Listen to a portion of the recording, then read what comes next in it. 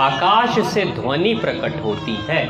ध्वनि, उच्चारण, आवाज। इसलिए हमारे सनातन परंपरा में, हमारे हिंदू धर्म में, हमारे ऋषि मुनि साधु संत सन्यासी जो भी होते हैं, पूजा पाठ उपासना के समय वो जरूर किसी न किसी मंत्र जाप की बात कहते हैं।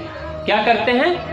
मंत्र जाप। अब मंत्र जाप जब इंसान कोई करता है, जैसे राम राम राम राम का जाप कर रहा है, माता रानी का जाप कर रहा है, ओम का जाप कोई कर रहा है, गायत्री मंत्र का कोई जाप कर रहा है, हनुमान चालीसा कोई पढ़ रहा है, ये जितने भी पूजा पाठ में बार बार किसी चीज को दोहराई जाती है, तो जरा सोचिए कि राम राम को रटने से क्या होगा। राम राम को रटने से कुछ हो न हो, लेकिन हमारा जो आकाश तत्व है वो बलशाली हो जाता है।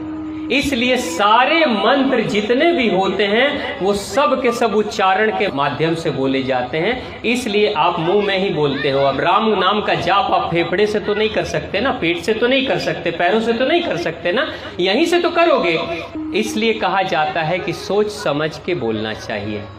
कब भगवान आपके इस ब्रह्मांड के, आपका ये जो मस्तक है ना, इस मस्तक की आवाज से ये ध्वनि कब निकलेगी और कब उस ब्रह्मांड में, आकाश तत्व में ये ध्वनि मिल जाएगी, आपको पता भी नहीं चलेगा।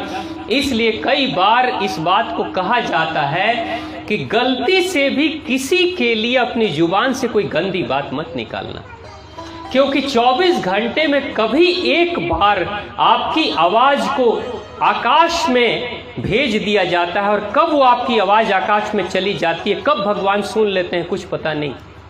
क्या पता मुंह से कोई बात निकली और भगवान सुन लिया और कह दिया तथास्तु, अब जाओ यही होगा, और होता है।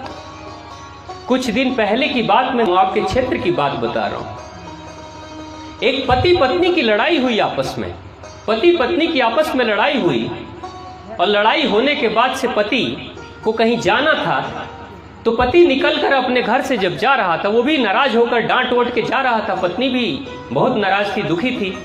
जा रहा था पति, तो पीछे से पत्नी बोल रही है कि कहीं जाके एक्सीडेंटे कहीं नहीं कर लेता, नहीं यहाँ के मर जाती कहीं तो ठीक हो जाए, ऐसे करके वो बोल दी पत्नी। और ये ज्यादा दिन की नहीं, ये 1 साल पहले की बात मैं बता रहा हूं कि कहीं मर जाती तो ठीक हो जाए, बोल दी। और यही का जो हाईवे है ना, उस पे ट्रक के नीचे आके पति की मौत हो गई उसी दिन। पत्नी बोली और उसी दिन पति मर गया।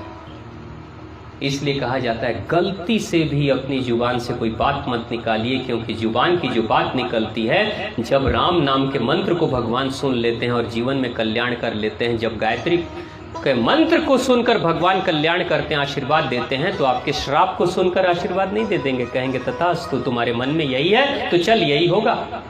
कब सुन लेंगे भगवान कुछ पता नहीं। सोच समझ के बोलना चाहिए। कई बार माताएं नाराज होती अपने बच्चों से, ऐसी बात करती है जो कि उसको नहीं करना चाहिए, है ना।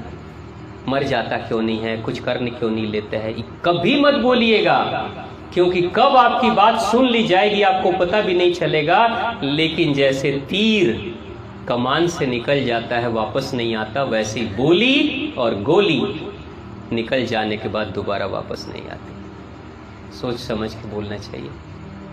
यही कारण है कि यहां से ऊपर इसको ठीक करने के लिए, अब कथा में होता क्या है, कथा में हम आपको पानी तो पिलाएंगे नहीं, बहुत प्यास लगेगी तो हो सकता है आयोजक आपको पानी दे देंगे, भोजन तो बैठा के कराएंगे नहीं, एक्सरसाइज तो कराएंगे नहीं, यहाँ पे योग प्राणायाम तो बैठ के करेंगे नहीं। तो जितने भी 4 तत्व हैं इसमें तो कुछ भी आप नहीं कर रहे हैं ना। तो आप कर क्या रहे हैं? 2 ही काम कर रहे हैं, एक तो ताली बजा रहे हैं, दूसरा जयकारा कर रहे हैं। ताली बजाकर 70,000 नस नाड़ियों को ठीक करके अग्नि तत्व को आपने बढ़ा दिया, और भगवान का जाप करके, उच्चारण करके, जयकारा करके आपने आकाश तत्व को ठीक कर दिया।